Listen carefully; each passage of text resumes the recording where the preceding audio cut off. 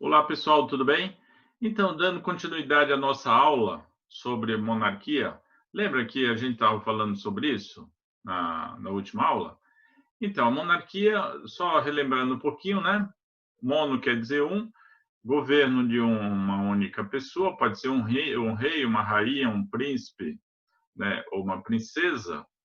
Porém, chega um determinado momento que esse governo ele não se garante mais.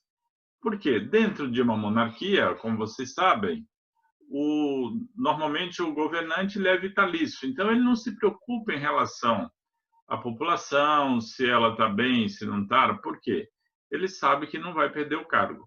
E isso, é lógico, vai causando uma insatisfação, principalmente se você tem uma camada que está no topo, que não está satisfeita, e normalmente essa camada que está no topo, no caso lá em Roma, os patrícios, é que realmente, né, dava sustentação aí para essa monarquia.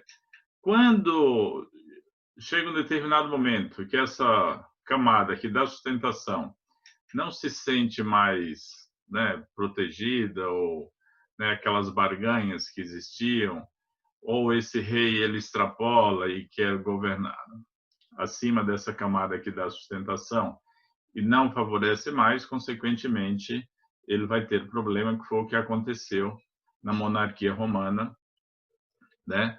Quando a gente tem a queda dessa monarquia e dá início à república. Só lembrando um pouquinho da sociedade romana, como é que ela estava dividida, né? Então, nós temos essa divisão entre os patrícios, que era formada da aristocracia, como era chamada, né? Que eram os descendentes dos fundadores de Roma, né? Eles se diziam, é lógico, toda vez que você tem uma camada que perpetua no poder, ela vai ter sempre uma justificativa para, né, permanecer nesse poder aí. Então, esses patrícios, né, se achavam aí descendentes, né, dos fundadores de Roma. Lembra lá daquela história de Rômulo e Remo, né, que começaram aí os primeiros reis de Roma, tá bom? Aí, em seguida, a gente tem os plebeus, que foram crescendo, né? Eles eram comerciantes, né? Eram artesãos, proprietários, lógico que pequenos proprietários, né? E representava aí representados aí pelos estrangeiros, tá? Chega um determinado momento que essa camada ela fica rica e, consequentemente, vai dar trabalho aí para os patrícios. Ela vai, né, exigir seus direitos, que a gente vai ver logo em seguida. Aí, né, no intermediário, né, nós temos patrícios, plebeus, e em seguida a gente vai ter os clientes, que era um grupo, né, que você pode chamar de intermediário aí, né, entre os patrícios e os plebeus, sob a proteção das famílias patrícias.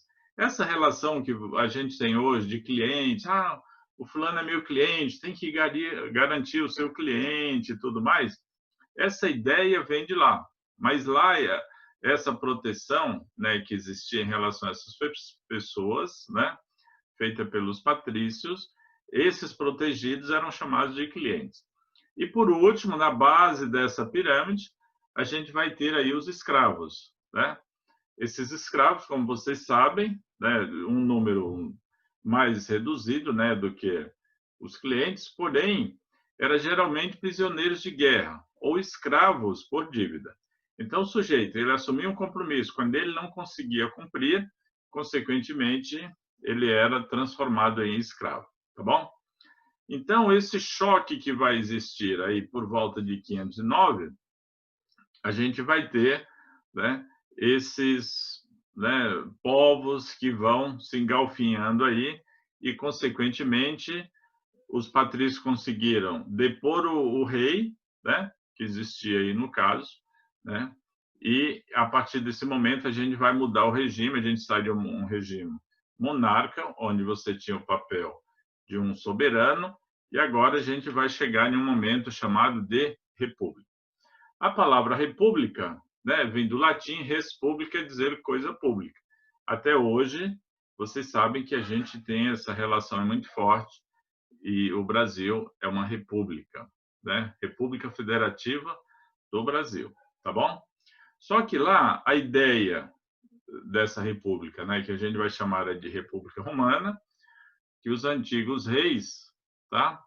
eles vão manter agora, é lógico que eles perdem o poder, mas existe um órgão importante, mesmo durante aquela, né, monarquia, que vai permanecer aí muito forte. Então, no caso aí, vai ser o Senado, né, que é um órgão muito importante, né, que era formado aí pelos patrícios. Então, vocês vão perceber que os patrícios não vão perder o poder, muito pelo contrário, eles vão se fortalecer nesse poder aí.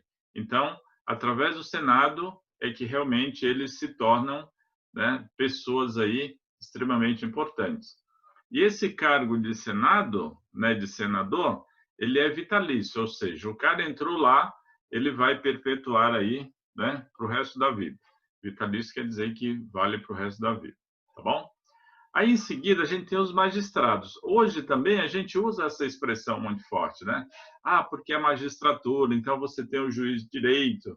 No caso aqui no Brasil, a gente tem o juiz federal. No estado, a gente tem também um juiz estadual, né? E para o sujeito se tornar um juiz, hoje, no caso, tem que fazer direito. Primeiro tem que ser um advogado, depois faz um concurso muito concorrido, no caso, no Brasil, né, para chegar aí a ser um juiz, né? Lá era também chamado de magistrado, né? Magistratura, extremamente importante, que ficava dentro de um órgão chamado de Assembleia Centuriata, né? Então esse magistrado ele tinha aí exercia o poder executivo e tinha um mandato aí de 1 ano, tá bom? Aí em seguida a gente tem esses magistrados eram subdivididos. Então, a gente vai ter aí o cônsul, né, que era uma figura importante dentro dessa magistratura, né? E, no caso, lá nós tínhamos 2 cônsules, tá? Um militar e um civil. É importante, hoje a gente está vivendo também essa questão aí, dessa divisão, né? O governo misturado entre militar e civil, tá bom? Aí, em seguida, a gente tem o tal do pretor, né, que era uma figura importante, que ficava abaixo dos cônsules, tendo como função administrativa que mexia ali com a justiça. A gente percebe que, em Roma, nesse período, é muito importante, porque as leis elas vão, né, vão sendo aí aperfeiçoadas. A gente vai ver que é muito importante, quem faz direito, por exemplo, estuda bastante o direito romano. Então, esse período clássico é extremamente importante, porque surgiram muitas coisas importantes que a gente utiliza até hoje. Aí, nessa sequência, né, nós temos o pretor, depois o questor, né, que era uma figura extremamente importante, porque trabalhava com a administração das finanças públicas. Então, vocês percebem que, a partir desse momento, existe uma, né, diversificação desse poder. Ele vai ser, né, dividido aí em vários órgãos, né, como a gente está vendo, e fica mais interessante do que naquele período da monarquia, tá? Aí, em seguida, a gente vai ter o censor. Aqui no Brasil também é importante a gente analisar essa questão da censura. Então, vocês percebem que o que ocorreu lá, a gente está observando que existem coisas muito importantes que aparecem hoje na mídia. Ah, a censura, né, que é muito falado hoje. Ah, porque os representantes do poder aí praticam censura e tudo mais. Já existia lá o censor, tá? É um magistrado que é responsável aí pelo recenseamento da população, pela moral dos cidadãos e pela indicação dos futuros senadores. Então, esse censor, nessa época da República Romana, ele é extremamente importante. Aí a gente tem mais uma camadinha importante, chamado edil, ou edil, como vocês quiserem, né, que era uma pessoa responsável pela administração da cidade. É uma espécie de prefeito nosso hoje, tá? Vocês sabem que na cidade você tem o prefeito, no estado o governador e na federação o presidente. Então, lá esse edil, ele seria uma espécie de administrador, que seria o nosso prefeito aqui. Ele era encarregado de uma supervisão, né, dos mercados, do abastecimento de gêneros, né, gêneros alimentícios, policiamento. Então, você percebe que aproxima muito do nosso prefeito hoje, tá? Bem parecido. E aí surge uma figura importante que é chamada de tribuno da plebe. O que era esse tribuno da plebe? Ele representava, né, os plebeus, olha os plebeus já se tornando importantes aqui. Lembra que lá eles não tinham poder nenhum, não tinha representatividade nenhuma. Agora esse plebeu ele já vai ter essa representatividade aqui através desse tribuno da plebe. Então, essa camada vai se tornando importante, tá? Aí a gente vai ter, inclusive, uma tal de assembleia. Também importante hoje. Vocês sabem que nós temos, né, Assembleia Legislativa, por exemplo, aqui em São Paulo, onde você tem os deputados estaduais, né? E você, por exemplo, quem representa o legislativo no município são os vereadores, no estado, os deputados estaduais, tá bom? Então, essa Assembleia, né, a gente tinha esse poder legislativo. Por que legislativo? Porque são eles que vão fazer aí, né, vão elaborar essas leis, tá? Dentro dessas assembleias populares. Agora, uma coisa interessante, as mulheres e os escravos não faziam parte de nenhuma assembleia, pois não tinham direito, né, de participação das decisões, né, políticas em Roma. Então, a gente percebe que as mulheres elas eram extremamente marginalizadas aí, nesse caso, porque não tinham participação, tá? Isso é importante. Diante de toda essa situação que está acontecendo, a gente vai ter as lutas políticas aí. De um lado, os patrícios que não queriam perder o poder, porque eles que elegiam os magistrados, os senadores, né? E é lógico que se esses representantes saem dessa camada, consequentemente, eles vão, né, favorecer os patrícios que estavam no topo aí. Agora, já os plebeus, a gente pode observar que existiam os candidatos. E a partir desse momento, a gente vai ter, né, o revezamento, eles vão chegando, aproximando, né, com aqueles tribunos da plebe e, consequentemente, vão galgando aí algum poder, tá? Então, você observa que demora muitos anos para eles conseguirem alguma coisa.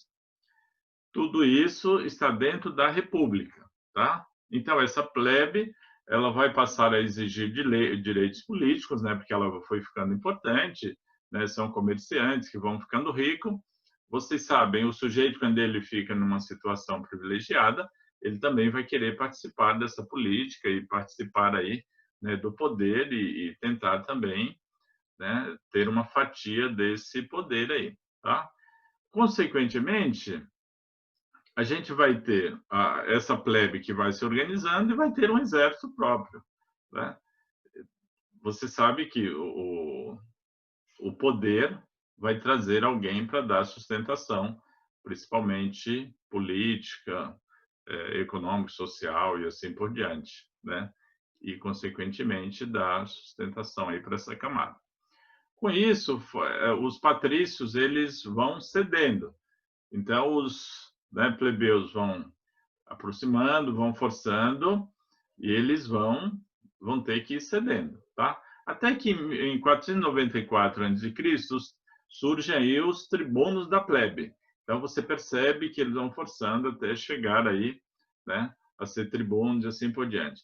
E, como eu falei para vocês, Roma começa a desenvolver aí leis, porque os plebeus eles vão forçando a mudança dessas leis, tá? Até que em 450 a gente tem a Lei das 12 Tábuas, que são as primeiras leis escritas. Por isso que eu falei para vocês a importância das pessoas que fazem direito, quando eles vão estudar essas leis romanas, eles vão observar que é lá nesse início, né, dessa antiguidade que a gente já tem essa organização das leis. Aí, em 445, a gente vai ter uma lei chamada Lei Caluneia. O que é essa caluneia, né? Ela autorizava o casamento entre as classes, tá? Porque até então não existia uma mobilidade nessa sociedade. A gente não tinha plebeu casando com patrício, não tinha cliente casando com patrício e assim por diante. Com essa lei em 445, a gente vai ter autorização do casamento entre essas classes. Então, você já vai ter aí uma miscigenação dessas camadas, né? Uma mistura dessas camadas.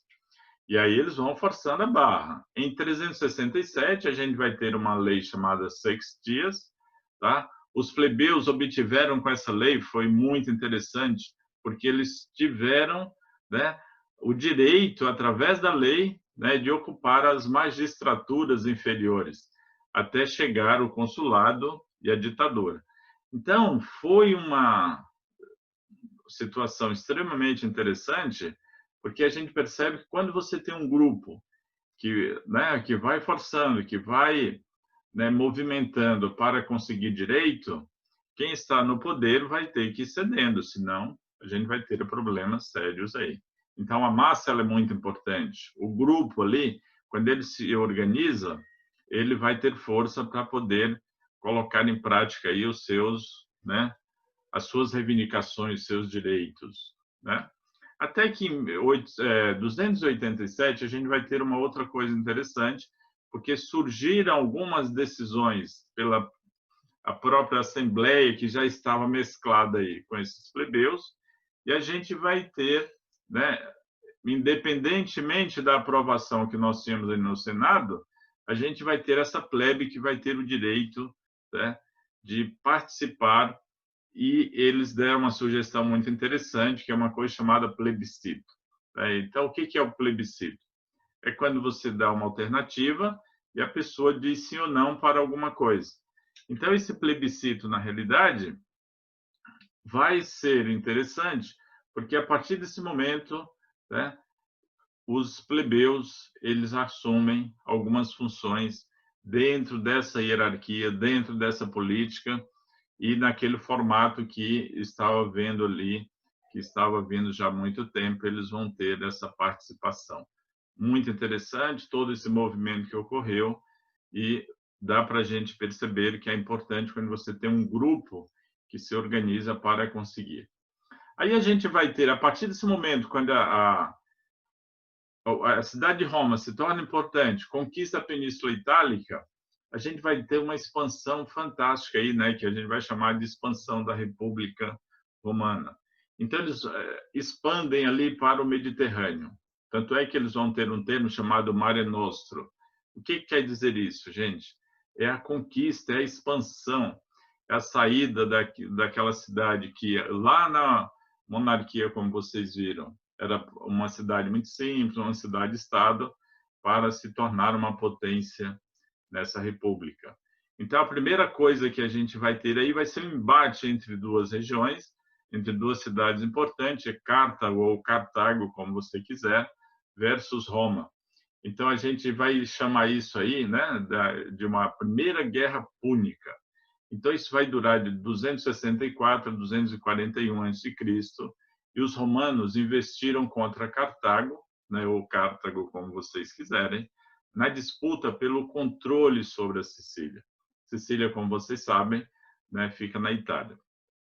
E aí a gente vai ter algumas. No caso aí, a gente vai ter uma outra chamada Segunda Guerra Púnica, que vai de 208 a 218. E essa guerra ela foi extremamente violenta, como vocês sabem.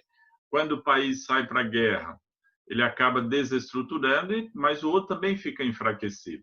E aí eles vão conquistar e vão chegar até o norte da África. E, consequentemente, ali na parte da Europa, a gente chega até o sul da Espanha. Então, Roma, de uma cidade simples, uma cidade, né, muito, né, simplória no início, lá na monarquia, ela vai se tornando uma superpotência. Por isso que eu falei para vocês que, a partir da República, a gente vai ter uma outra situação e Roma vai se tornar aí uma potência naquela região, chegando na África, chegando até aquela parte oriental, tá? E dominando toda a Europa. Então, vai caminhando aqui para a gente ter um império que nós vamos falar posteriormente, tá bom? Eu vou falar para vocês sobre isso. E de 150 a 146, a gente vai ter um outro enfrentamento, né, que é chamada Terceira Guerra Púnica, e, consequentemente, Cartago sucumbiu-se diante de Roma e eles acabaram dominando né, de uma vez por toda e conquistando também a Macedônia, a Grécia, fez anexação na Síria, na Gália, foram até Israel, né? E chegaram até o filé que tinha naquela região, né? No norte da África, e em um lugar chamado Egito, que vocês já viram, né? Em algumas aulas, né? Da antiguidade, quando a gente trabalhou o Egito. Agora, as conquistas também, né, nós temos aí consequências. Quais foram as consequências dessas grandes conquistas, né, que os romanos tiveram? A primeira coisa importante, né, é que eles interligavam aí o comércio na região. Então, eles vão pegar toda a orla marítima, né, daquela parte mediterrânea, conseguiram o desenvolvimento das atividades agrícolas em toda a parte da Itália, né, toda aquela parte ali da Europa, eles foram conquistando a Grécia, foram se apossando. Os caras se tornaram aí uns gigantes nessa parte das conquistas, né? Surgiu, inclusive, uma parte social, uma camada social de homens, né, que eles chamaram de homens novos, os cavaleiros, porque os comerciantes eles foram ficando, né, à medida que eles iam conquistando essa região, arrendando áreas para trabalhar, desbravando, consequentemente eles vão também cobrando impostos. E aí esses impostos, né, o nome já está falando, é imposto, não dá para o sujeito, né, falar que não vai pagar, porque já hoje a gente tem esse pagamento que é imposto. Por exemplo, se você é um assalariado e tem uma faixa, né, que cai aí no imposto, como a gente fala no leão, né, que é o imposto de renda, não tem como você falar não vou pagar, porque já é descontado da folha de pagamento. Por isso o nome já está falando, é imposto, né? E, consequentemente, a gente vai ter aí, como eles estão se organizando, eles vão criar também cargos públicos. E muitas pessoas se tornam importantes aí, né, com esses cargos. Consequentemente, a gente vai ter aí o aumento, né, do número de escravos, porque muitas pessoas não vão conseguir pagar aí as suas dívidas, né, porque se você está em luta, você pode perder, né, a região pode se enfraquecer e, consequentemente, as pessoas vão entrar em dívida e, se não consegue pagar, tinha que se tornar aí escravo, e é assim que eles vão aumentando aí, né, essa questão aí da escravidão por dívida, tá bom? Outra coisa importante que a gente vai ter é o surgimento do tal do pão e circo. O que é o pão e circo? Eles faziam os megas eventos, né? Davam trigo lá para a pessoa, o cara assistia lá o evento, né? Daquelas lutas, né? Que existiam entre homens, animais, entre os homens e homens matando animais. Era um negócio muito, vocês já viram muitos filmes, né, sobre isso. Era uma situação extremamente complexa, né? Para a gente hoje, você fala, nossa, que horrível. Mas para eles era uma coisa legal. Tá?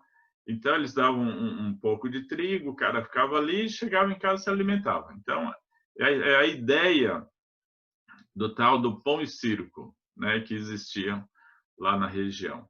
Outra coisa interessante é que eles vão profissionalizando aí o exército. Então, os soldados passavam a receber salários, né? Tanto é que a palavra sal vem de salário, porque o cara, quando saía, conquistava a região, quando esse soldado voltava, ganhava um sacão de sal, né? Então, da palavra sal, vem aí salário, tá? Salário, que é o que a gente tem hoje, tá bom? É lógico, chega um determinado momento, com tantas guerras, com toda essa imponência aí né, de Roma, a gente vai ter daí uma situação de crise, tá?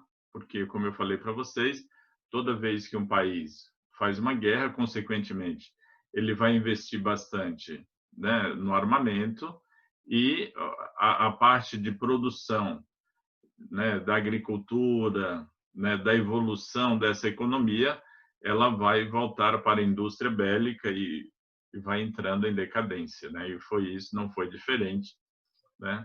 E a gente vai ter aí os privilégios de alguns sobem e dos outros, né, eles vão perdendo, tá? Outra coisa que a gente vai perceber é a luta política, né?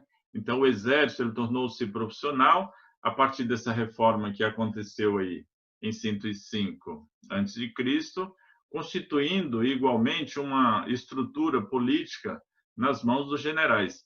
Então, aqui a gente já vai observando que a situação já vai ficando complicada, porque os generais, à medida que eles têm poder, eles acabam impondo suas regras, suas normas sobre, né, os governantes. E é lógico que a gente vai perceber que isso aí vai chegar no outro período, né, chamado Império, e a partir desse momento a gente vai ter uma situação totalmente diferente, tá?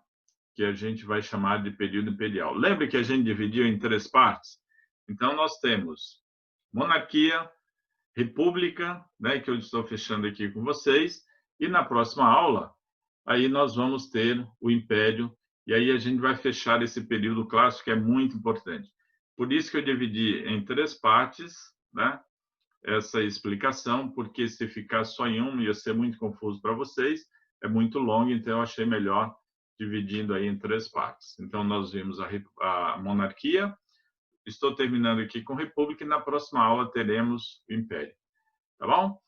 Valeu, tudo de bom para vocês, estudem bastante aí, porque vem mais aula por aí.